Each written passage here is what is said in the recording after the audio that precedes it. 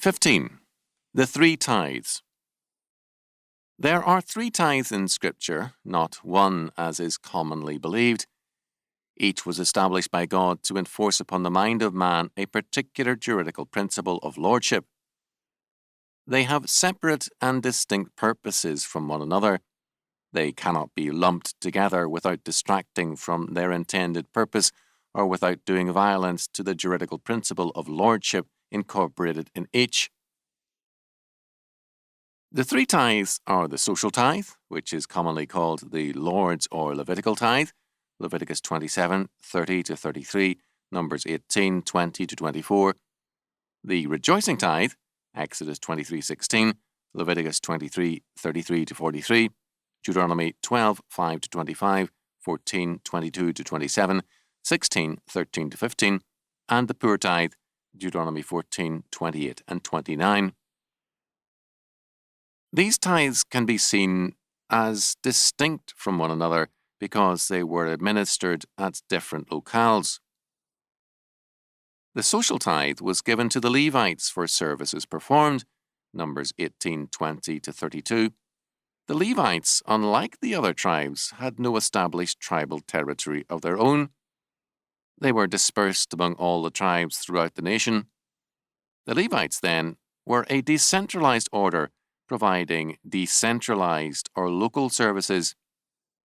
But they also provided centralized service, since they were required to provide service to the tabernacle and later to the temple at Jerusalem. The tabernacle and later Jerusalem was the religion and law center of all Israel. Hence, the services that the Levites provided at the tabernacle and then at Jerusalem were services provided for all the theocracy. We can understand that the Levites provided both centralized and local services, since they provided services both at Jerusalem and at the local level.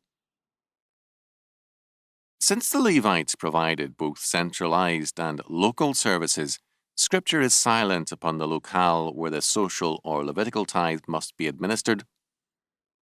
The locale at which the tithe was to be administered or given to the Levites was dependent upon whether the person who paid the tithe paid it to the local Levites or to the Levites at Jerusalem.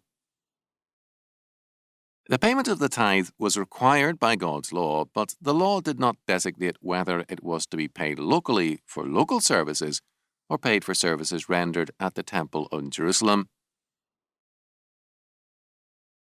Scripture specifies no particular locale for the administration of the social or Levitical tithe.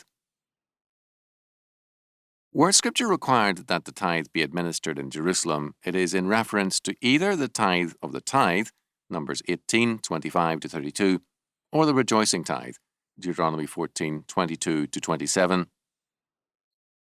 The Levites were required to pay the tithe on all the tithes that they received.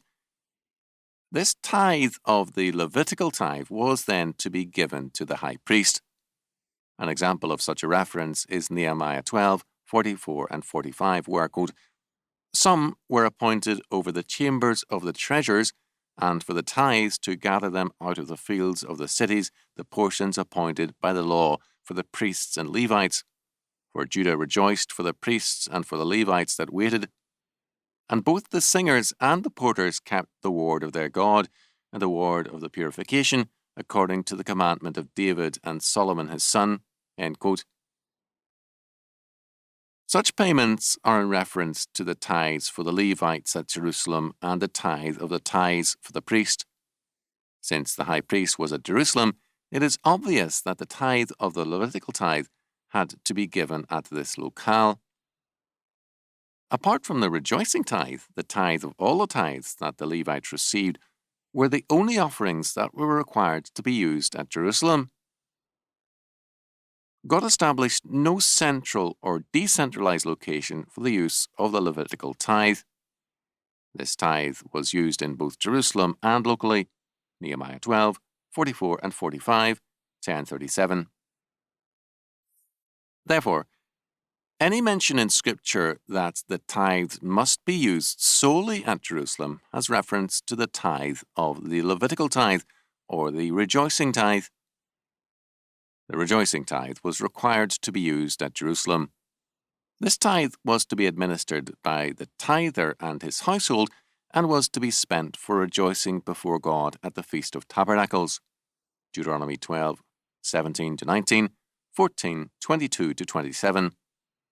The only exception to this requirement was when the taxpayer lived outside the original borders of Israel. Under such circumstances, he could use this tithe within his local area, Deuteronomy 12:17-28. But primarily, this tax was to be spent at Jerusalem, because that was where God had placed his name. The office of the high priest was located in the great city, and it was in the shadow of this office that the Israelites were to rejoice. The poor tithe was to be used basically in the area in which the taxpayer lived. At the end of every third year of harvest, this tithe was to be laid up within the gates of the local community and administered to the poor of the area. Deuteronomy 14:28-29. This was a local tax for the relief of local poverty. From the foregoing, we can understand that the three tithes were to be used at separate locations. The social or Levitical tithe was to be used either at Jerusalem or locally by the Levites. The rejoicing tithe was to be used at Jerusalem by the taxpayer and his household.